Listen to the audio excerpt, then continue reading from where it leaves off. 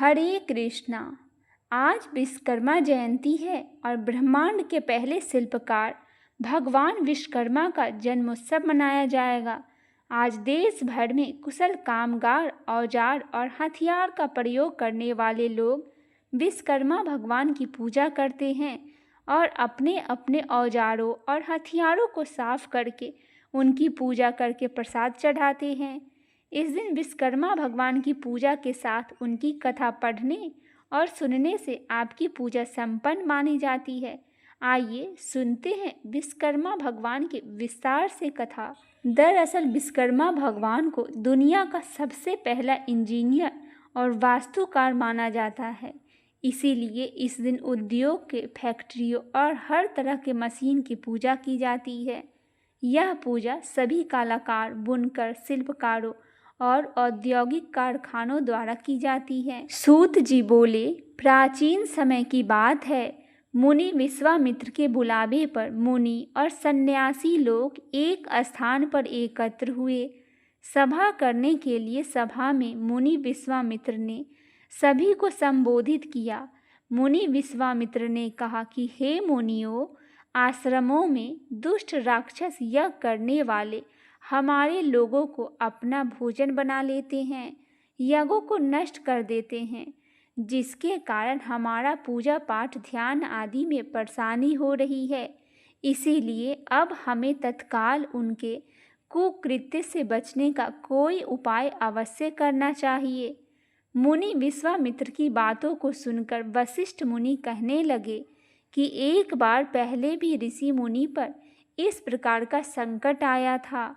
उस समय हम सब मिलकर ब्रह्मा जी के पास गए थे। ब्रह्मा जी ने ऋषि मुनि को संकट से छुटकारा पाने के लिए उपाय बताया था।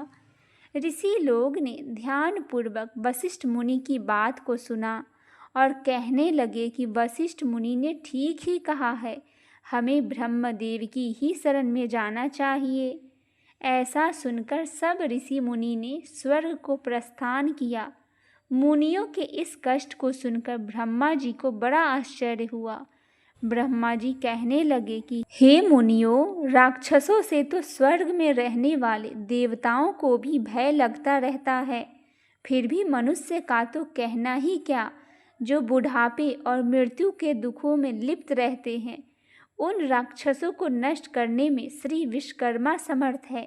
आप लोग श्री विश्वकर्मा के शरण में जाएं। इस समय पृथ्वी पर अग्नि देवता के पुत्र मुनि अंगिरा यज्ञों में श्रेष्ठ पुरोहित है और जो श्री विश्वकर्मा के भक्त है वही आपके दुखों को दूर कर सकते हैं। इसीलिए हे मुनियों, आप उन्हीं के पास जाएं। सूत जी बोले, ब्रह्मा जी के कथन के अनुसार मुनि लोग अंगिरा ऋषि के पास गए। मुनियों की बातों को सुनकर अंगिरा ऋषि ने कहा, हे मुनि, आप लोग क्यों व्यर्थ में इधर उधर मारे फिर रहे हो? दुख दूर करने में विश्वकर्मा भगवान के अतिरिक्त और कोई भी समर्थ नहीं है। अमावस्या के दिन आप लोग अपने साधारण कर्मों को रोककर भक्तिपूर्वक श्री विश्वकर्मा कथा सुने और उनकी उपासना करें। आपके सारे कष्टों को विश्वकर्मा भगवान अवश्य ही दूर करेंगे। महर्षि अंगिरा की बातों को सुनकर सभी लोग अपने अपने आश्रम को गए। तत्पश्चात अमावस्या के दिन मुनियों ने यज्ञ किया। यज्ञ में विश्वकर्मा भगवान का पूजन किया गया। श्री विश्वकर्मा का कथा को सुना गया, जिसका परिणाम यह हुआ कि सारे राक्षस भस्म हो गए। यज्ञ विघ्नों से रहित हो गया, उनके सारे कष्ट दूर हो गए। जो मनुष्य भक्ति भाव से विश्वकर्मा भगवान की पूजा करता है वह सुखों को प्राप्त करता हुआ संसार के बड़े पद को प्राप्त करते हैं। बोलिए भगवान विश्वकर्मा की जय हो। आइए भक्तजनों, सुनते हैं विश्वकर्मा भगवान की एक और अन्य कथा। प्राचीन काल में देव शिल्पी भगवान विश्वकर्मा ने अपनी अद्भुत कला और वास्तुकला से देवताओं के लिए अनेक भवनों, महलों और अस्त्र शस्त्रों का निर्माण किया। उनकी सबसे प्रसिद्ध रचनाओं में से एक है स्वर्गलोक।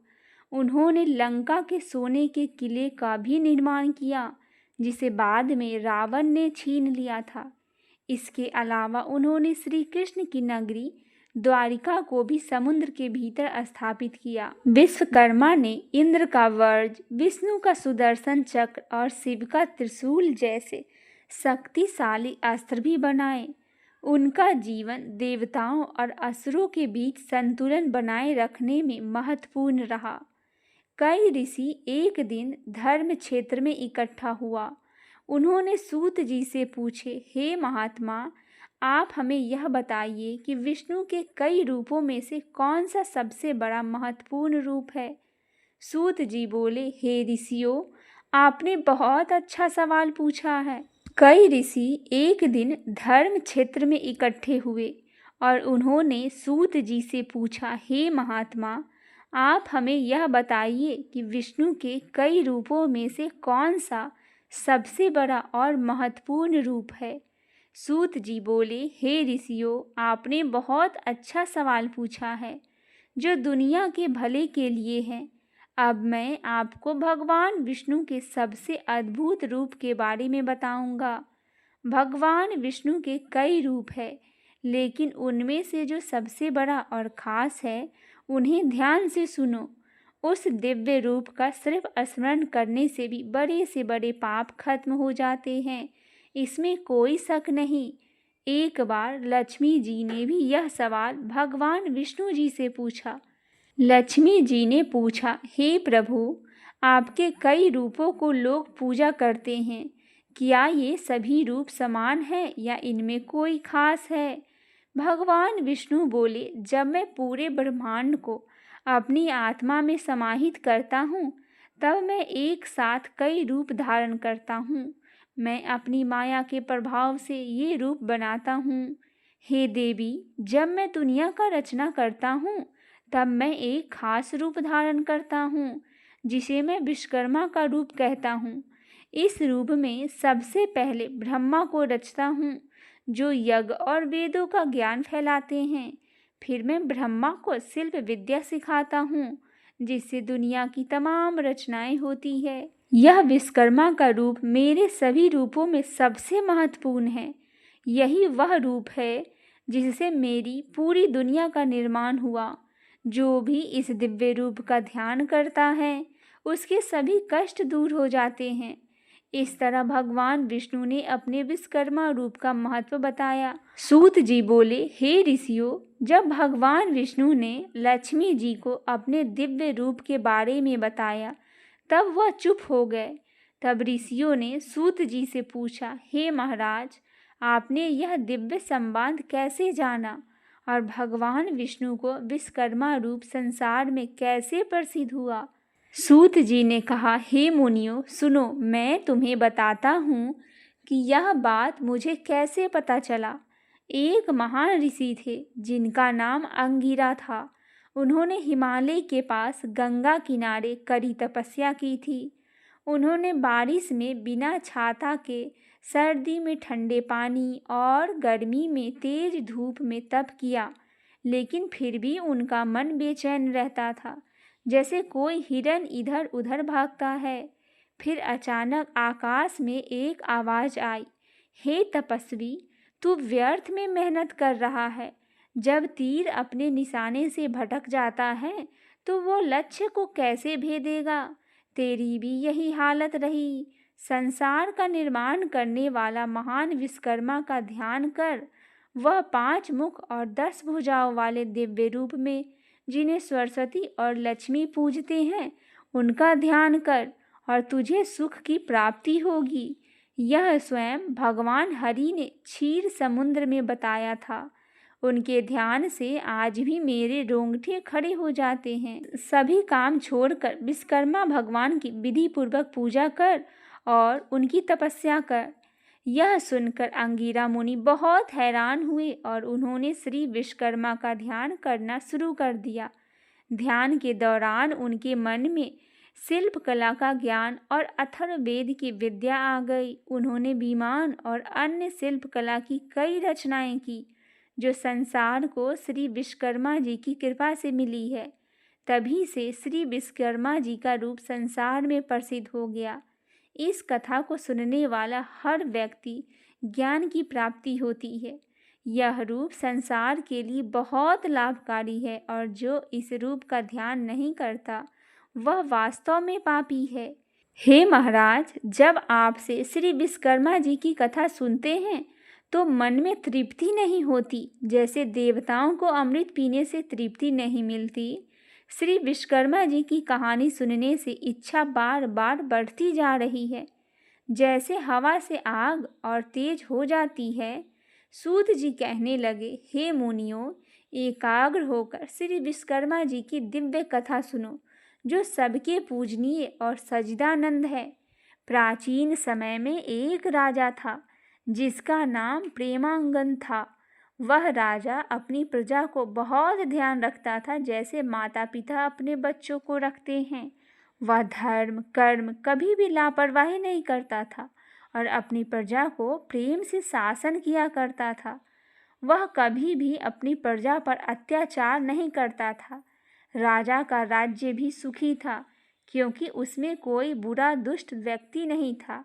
राजा की पत्नी कमला भी सती, विदुषी और धर्म कर्म में निपुण थी।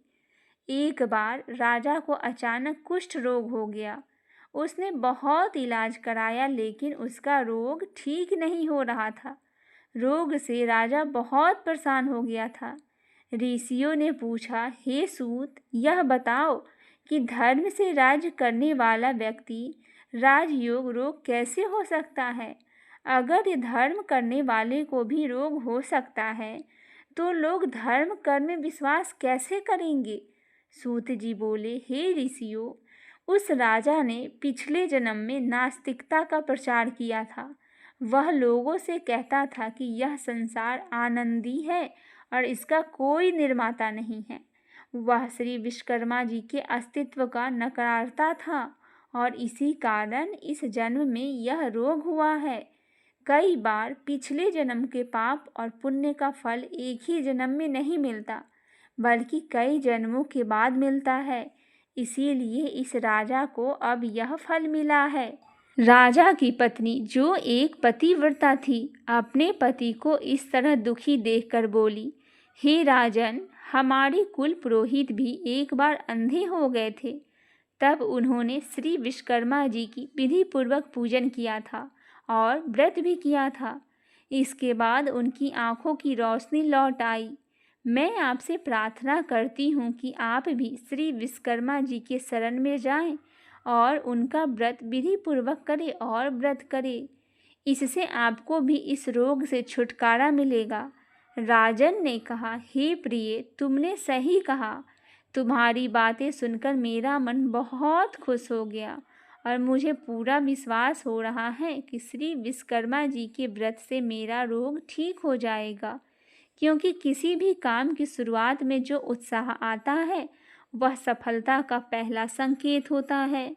सूत जी ने कहा कि उस दिन से राजा ने रोजाना श्री विश्वकर्मा जी की पूजन और व्रत करना शुरू कर दिया।